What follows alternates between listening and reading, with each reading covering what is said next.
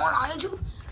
Today we're gonna be doing a fucking alert test on all my weather radios. Now, some of them I can't fucking do because they don't have their alert test.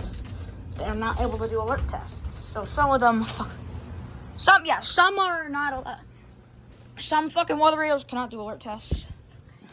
First, is the Radio Shack, the Radio Shack 51611. Fuck. You might be asking, where the fuck's my Recom R1630? Where's the 12262? The fucking 12262 fried, because I accidentally fucking hooked it up to 24 volts. The Recom R1630 is having antenna problems, and I have no clue where the fuck it went. Yeah, here's the fucking Radio Shack 12999, I think. What the fuck is this model? 12991. Fuck.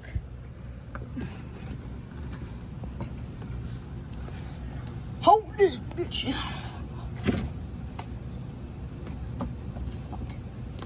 Fucking shit. No. Have to hold this fucking thing in for a little.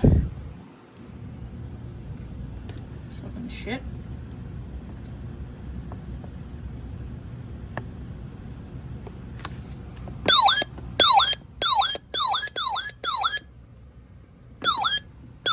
Fuck, that's the only fucking thing. That's the only fucking thing I can do. Fuck the Midland WR100.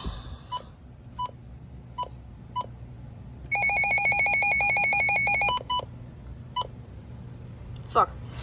The Midland WR120. Fuck. Easy. It's the 120 easy.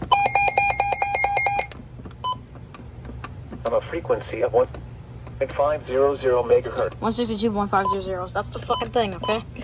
Another fucking Midland WR120 easy.